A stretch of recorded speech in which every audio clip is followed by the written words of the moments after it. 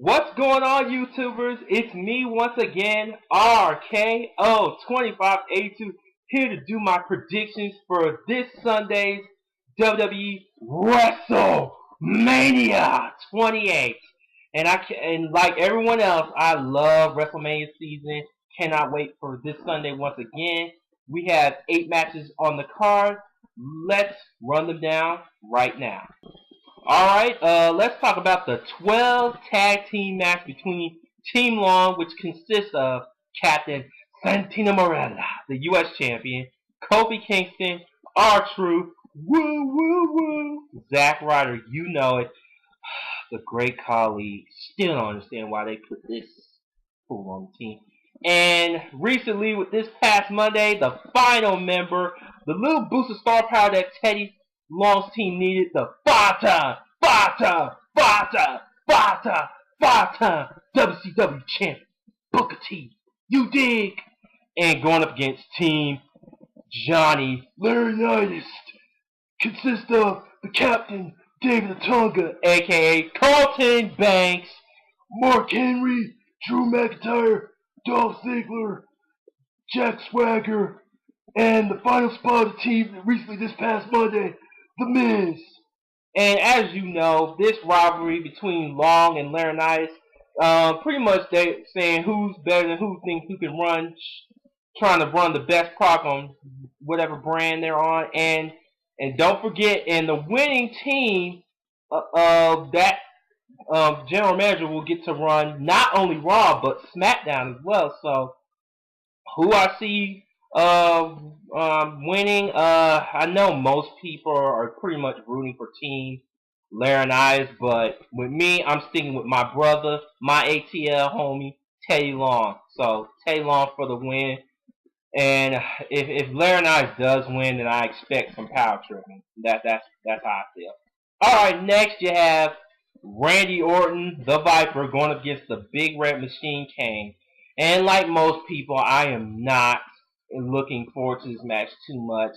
Because really, there was little to no build. The Lexman can be that too. Like I said, little to no build with this match. Because really, this is all with a handshake.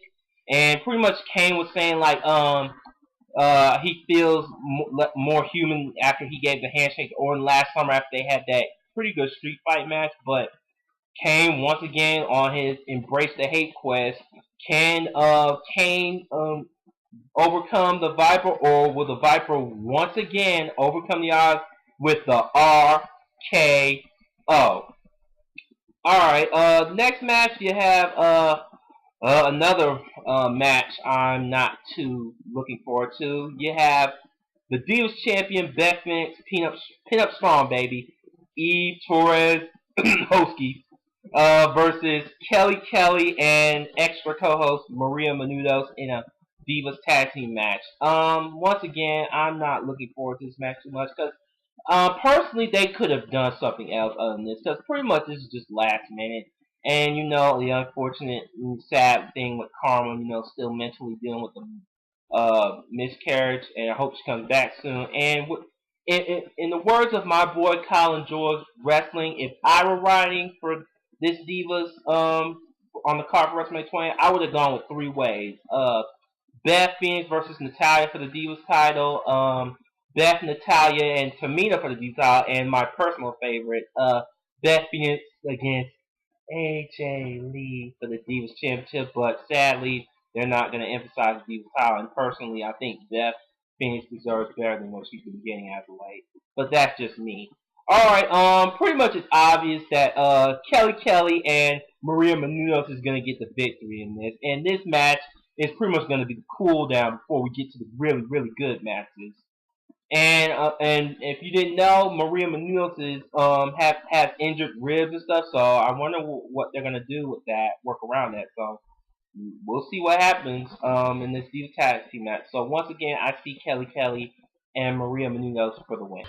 Oh yeah, the championship matches that I'm going to run down, the WrestleMania 28 card. First, I'm going to talk about the Intercontinental Championship match between Cody Rhodes, my boy, from from the Georgia GA, baby, Atlanta, Georgia. Marietta, my. Okay, enough about Cody Rhodes going up against the Big Show. As you know, Cody Rhodes has been sticking it to the Big Show since this whole rivalry began. You know, getting on Big Show about him being the reverse Undertaker, the Big Show, or any little funny nicknames Cody Rhodes has been calling him and stuff. Because let's face it, Big Show has not had some embarrassing moments at WrestleMania and stuff. So uh, all I can see is like, will Cody Rhodes keep his longest running IC title reign alive, or will Big Show pull the impossible and beat Cody Rhodes and finally have that defining WrestleMania moment he's always wanted for such a long time and become the new Intercontinental Championship in the process? We'll see, but who I want to win, obviously my boy Cody Rhodes. So Cody Rhodes. Whoa! Yeah. Alright, next you have the World Heavyweight Championship match between who won the 2012 World Rumble, the Celtic Warrior, Sheamus, and the man who everyone hates to love is the World Heavyweight Champion, Daniel Bryan. Yes! Yes! Yes! Okay, ever since when Daniel Bryan's won the World Heavyweight Championship, he's become more sneaky, more devious, and more evil and more opportunistic than we've ever seen Daniel Bryan before. But Sheamus, on the other hand, he's been winning and winning and what else? Winning just like D-Bry. So, I wish they would have done a little more with the build to this, because I agree with most people that they should have done a bit better with this, because this is kind of overshadowed, you know. And of course, don't forget my baby AJ Lee, who is unfortunately D-Bry's on-screen girlfriend, and yeah, it's like, yeah, she's been helping D-Bry in these recent matches and stuff, especially this past Monday when Daniel Bryan finally pinned Sheamus and thinking he can beat him. So will Daniel Bryan pull that off again, or will Sheamus overcome the odds and finally break that Royal Rumble curse that has happened in previous with the Royal Rumble winners that not winning the big one at WrestleMania? So, and of course, what's AJ gonna do? Is she gonna stick by her guy D-Bry, or is she gonna double cross him? We'll see. Alright, the match I'm looking forward to out of the championship matches is, of course, the WWE Championship match between Y2J, Chris Jericho, wannabes, and my boy, the current WWE Champion, best in the world, CM Punk. And this is pretty much, we've been hearing whispers about this match coming up once Jericho made his official return to the WWE earlier this year with all the promos and him saying it will be the end of the world as you know it. And of course, CM Punk and Jericho wants to prove once and for all who is truly the undisputed best in the world. And recently, this rivalry took a little twist, a personal twist. You know, Jericho pretty much trying to break CM Punk's spirit, bring up his family's drug problems and stuff, and trying to get to screw with CM Punk's mind. And for the first time, I think CM Punk is starting to realize he has a major challenge in his head.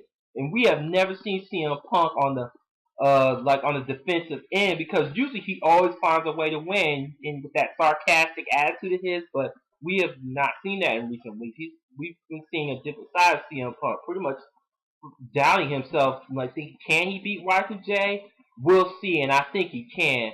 And my prediction is CM Punk is going to walk out still WWE Champion, and I think it's the right move because, yeah, because this will make CM Punk. It'll prove once and for all that he really is the best in the world. And like he said to Jericho, he said, it's not going to be the end of the world. It's going to be the end of Jericho's world.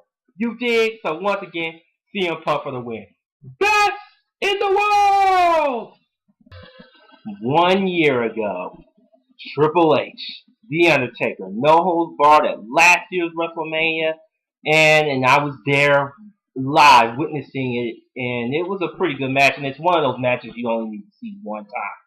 But man, after the match was said and done, the Undertaker won the battle, but in Triple H's mind, he won the war. Yeah, because the Undertaker got carried out, and Triple H was left standing and walking out like he won the thing. But after a year, we see the return of the Undertaker, and Undertaker has been pushing and pushing Triple H to give in to have one more match with Taker, and Triple H was all saying no and stuff, but Undertaker pulled the trump card, pretty much saying like, your buddy Shawn Michaels, he always was better than you, and that was the set off that Triple H needed to get in the Taker and give in, saying, one more time, Triple H, Undertaker 3, but this time it's Hell in a Cell. And oh my God! And when I first heard it was Hell in a Cell, I'll admit before that I was not looking forward to the fact those two were fighting each other again. But the Hell in a Cell stipulation sold me on it, and I can honestly say finally WWE has finally done a build for a Hell in a Cell match the right way. And you wonder why I'm not a big fan of the Hell in a Cell pay because they keep randomly throwing wrestlers in there with no build and stuff. So this is what Hell in a Cell delivery should be. And speaking of added things, we finally get the special guest referee Shawn Michaels. Yeah, so man, and these three guys are no strangers to Hell in a Cell. They've all made history in this match over the years. I mean, Triple H said it's the match where he thrives and knows how to end careers. And Undertaker, yeah, he is pretty much, lived up to his name in Hell in a Cell. He's done that too. So, and with Shawn Michaels in the mix, oh man, I can only imagine what's going to happen. Is Shawn Michaels going to screw somebody? Is he going to sweet chin music out of Triple H or Taker? We don't know. So, I mean, we're not sure what Shawn Michaels' role is going to be. But, as usual, I want my boy Undertaker streak to still be intact. 20-0, baby. 20-0. I do not want Triple H to beat Taker. Undertaker, baby, for the win. Alright, back in 2002, the dream match that everyone would see back at WrestleMania 18 was Hollywood Hulk Hogan versus The Rock. Back then, it was Icon versus Icon. And fast forward to 2012, 10 years later, the dream match that everyone wants to see right now is The Rock representing the Attitude Era, my generation, going up against John Cena, representing the current, here and the now generation, the PG era, reality era, whatever you want to call it. And man, and as the tagline says, this really is once in a lifetime. And this has been a year in the making as well. Man, what's there to say about this match build-up that hasn't already been said? I mean, you have John Cena and The Rock. Two guys are the biggest stars in the company right now. I mean, and two guys who just don't like each other. They can't stand one another. I mean, you can really go to the true root of the matter. This all started when John Cena first started making his comments against The Rock. And at first, The Rock was just brushing off like it was no deal and stuff because, he was still away at the time. But last year, when he made that epic return, his sole purpose was just to get back at who else? John Cena, for all the years that John Cena's been running him down in interviews, Raw, Twitter, or anything you can think of, every time media. So, finally, the time for talking is over. These two need to put up or shut up. So, I cannot wait for this match. This is the dream match I've been looking forward to. This is the match I'm really invested in.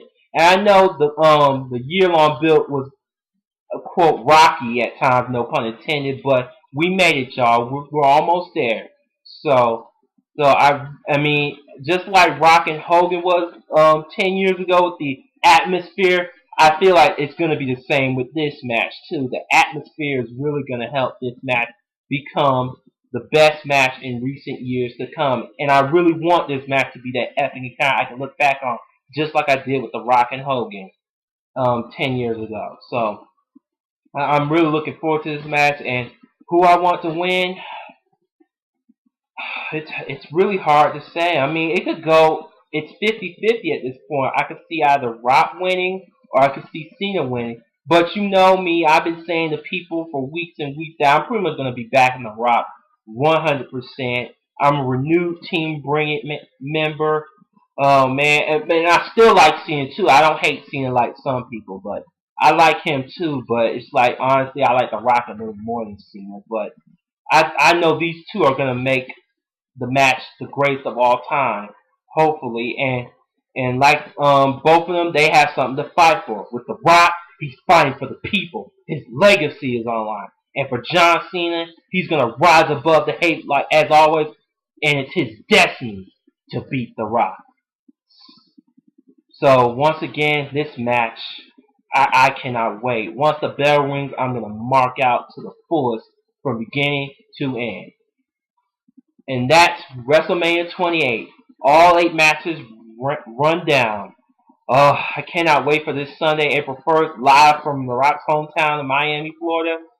The People's WrestleMania is in full effect. So, that was for my predictions. This is your boy, RKO2582, signing off.